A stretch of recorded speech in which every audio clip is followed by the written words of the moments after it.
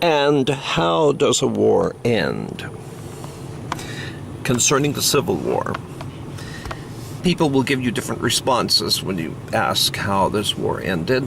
And one of the responses is that the North had a greater population from which to draw soldiers, and that the North had a greater industrial base from which to build weapons and more railroads and on and on. And that's true. It is very true. And some people have argued from that the end of the war was inevitable and the North was going to win no matter what the South did. Well, apparently it was not felt that way at the time. And there had been significant defeats over and over again early in the war. And you may recall that Lee had once made an advance into Maryland, and then his second advance was going on eventually all the way into Pennsylvania at Gettysburg. So Lee had embarrassed the northern commanders, first McClellan, then Burnside and Hooker, and finally Meade. But Meade did defeat him at Gettysburg. But Lee had won over and over again. Lee was a master tactician. He was a hero even from way back, a young hero from way back in the Mexican War. He was a rising star. Lincoln had asked Lee to be the commander of the federal forces, but when Lee was understood that this would mean that he would have to attack his beloved Virginia home state, he declined. And then he was asked to lead the Confederate forces, but the Confederate forces, the Confederate government being a non-centralized government to start with, didn't give Lee the command to the extent that they should have given him from the start. And so his influence was limited, and in a way that was entirely a self-inflicted wound on the Confederacy. Lee, however, his expertise was his vision of what his command consisted of and victory consisted of was maneuver of war, of soldiers, armies on the field. War had been this way. It had been limited to this because of the horrendous battles in the 1600s in Europe, in which whole populations had been killed. A significant portion of the population of Europe had been slaughtered.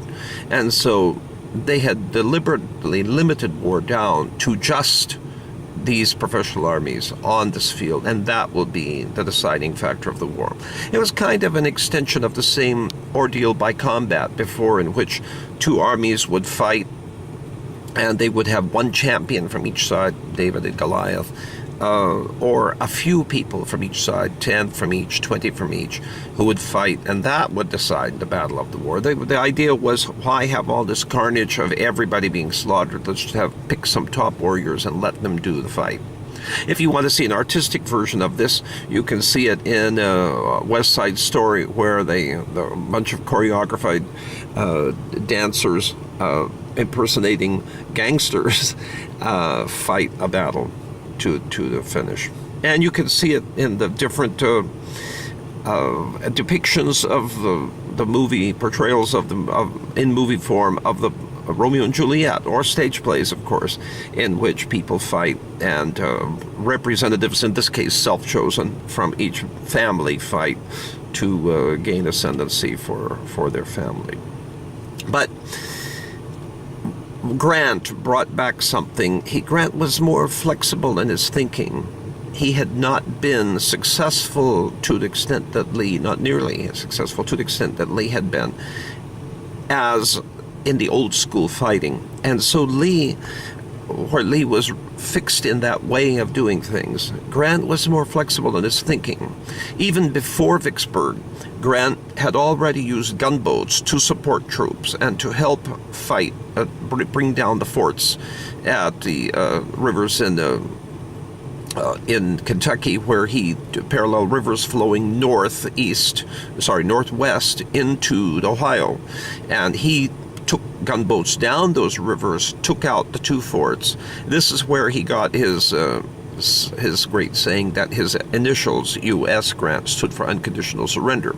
Grant was a junior officer at that time and was not in the position to make his own terms of surrender. He had to follow orders of his higher-ups. Then Grant had gone on from there to taking eastern Kentucky and eastern Tennessee through his attacks on coming down into southern Tennessee and his attacks on Shiloh. And he had been surprised by the enemy coming up from Corinth, Mississippi. You look at a map and you see that Shiloh is in southern Tennessee near the Mississippi border. Corinth is in northern Tennessee, very close to Corinth is in northern Tennessee, very close to the border with Tennessee, to the Tennessee border. So the result of all of this is that he had been attacked and surprised. And even Sherman had said at the end of the first day's battle, boy, we really got beat. But Grant said, true, but we'll get him tomorrow. See, you've got somebody who is not only flexible and using new ways of fighting, but also who's a bulldog in determination and sets his teeth in and won't quit. The next way Grant showed this is at Vicksburg, when he came down from he had been given the order to conquer the Mississippi River. See, there was a railroad going from Atlanta through Jackson, Mississippi, all the way to Vicksburg. And Vicksburg was the bulwark on the Mississippi because Vicksburg had these big cliff fort-like overhangs of the Mississippi.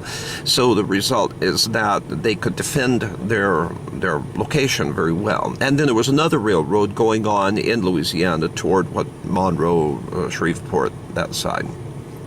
On these railroads and up and down the Mississippi, the Confederacy could move troops on boats or on railroads, and so they had to take Vicksburg. And by the time Grant came along, the Union had taken everything on the Mississippi except Vicksburg. How to take Vicksburg, though? It was not an easy task. Grant tried a lot of different things. He tried digging canals to make the river bypass the city so that the river could not be used as defense. He tried very many things, but eventually he moved his army down. This was risky in the sense that he was leaving his supply line behind. But he moved his army down on the west side of the river through Louisiana to a point below. Of course, he was resisted in this by Confederate forces, but he pushed them back and then finally got his army across the river, quite a bit south from Vicksburg. And then he began to move them around. At first he took Jackson and that area, and then he moved back west from Jackson toward Vicksburg. The result now is basically he had the city surrounded. Now, how to take the city? His opposition, the Confederate General Johnston, had tried to pull him away from Vicksburg by moving north from Jackson, but Grant didn't take the bait.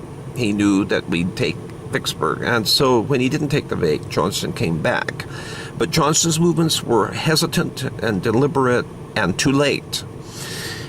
Grant closed in on Vicksburg. He tried again and again to breach the defenses when charges wouldn't work, and Sherman's charge wouldn't work, and another charge did not work. And then Grant tried to blow up the defenses. He had people tunnel underneath instead of charge, and the explosion worked, and they sent the soldiers rushing in. But unfortunately, there was a second wall behind the first one. The soldiers were trapped there, and they had to withdraw.